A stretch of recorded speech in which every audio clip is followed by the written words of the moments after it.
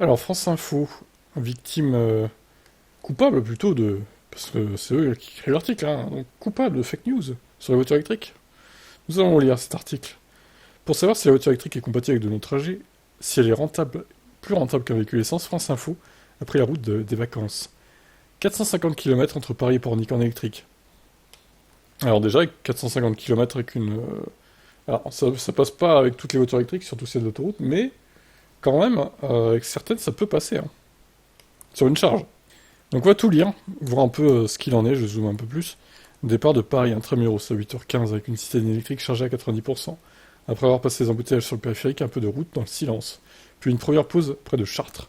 Alors que les Français prennent la route des vacances, France Info a décidé de faire le trajet de Paris à Pornic, en Loire-Atlantique, en voiture électrique pour savoir si c'est vraiment rentable par rapport au diesel. Par exemple, est-ce que ça vaut vraiment le coup sur les longues distances?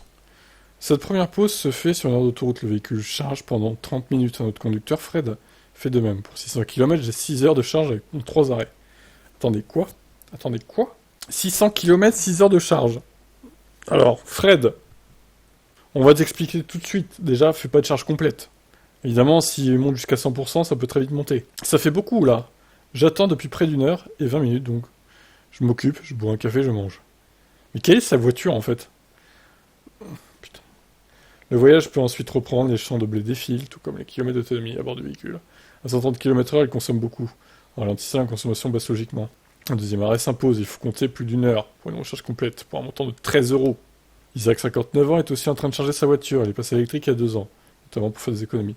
Malgré tout, pour lui, la donne est en train de changer. C'est l'avenir, la voiture électrique. C'est du confort, le calme, ça ne pollue pas. Mais avec le prix de l'électricité qui augmente, ça fait réfléchir.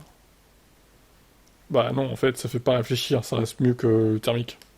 Le prix d'un modèle électrique peut aussi refroidir. Une citadine neuve coûte environ 35 000 euros. Moins 5 000 hein, quand même. On reste avec notre Citroën diesel pour l'instant. Les aides, la prime à la conversion, le bonus écologique, c'est un peu l'âne qui avance avec la carotte. On n'a pas par l'argent. Explique cet automobiliste habitué au grand trajet qui n'est pas convaincu par le prix et l'autonomie. Pour terminer le trajet, il faut encore une dernière charge de 40 minutes. Après 8 heures de route, sans compter les embouteillages, la destination est atteinte. Pornic. 8 heures de route pour faire 450 km. Vitesse moyenne très faible hein, quand même. Un tiers du temps de trajet, soit 2h30, a été consacré à la recharge du véhicule. 2h30 non mais enfin... En une charge, c'était plié. Une charge de 30 minutes. Franchement, ils se foutent de notre gueule là. D'un point de vue financier, le montant dépassé en recharge est quasiment le même qu'un plein d'essence.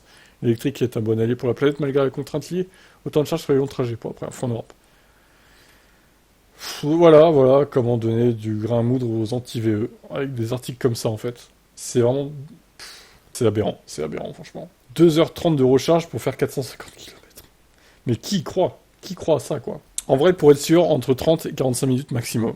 Franchement, maximum. Et encore si t'as une voiture 800 volts, beaucoup moins en fait. Plutôt 20 minutes, voire un quart d'heure. Et une Tesla, pareil, ouais, 20 minutes quoi. Donc, arrêtez vos conneries un peu en fait. Les médias là, les grands médias, payés par les lobbies pétroliers, hein, franchement. Hein. Je vous laisse commenter, c'est vraiment révoltant.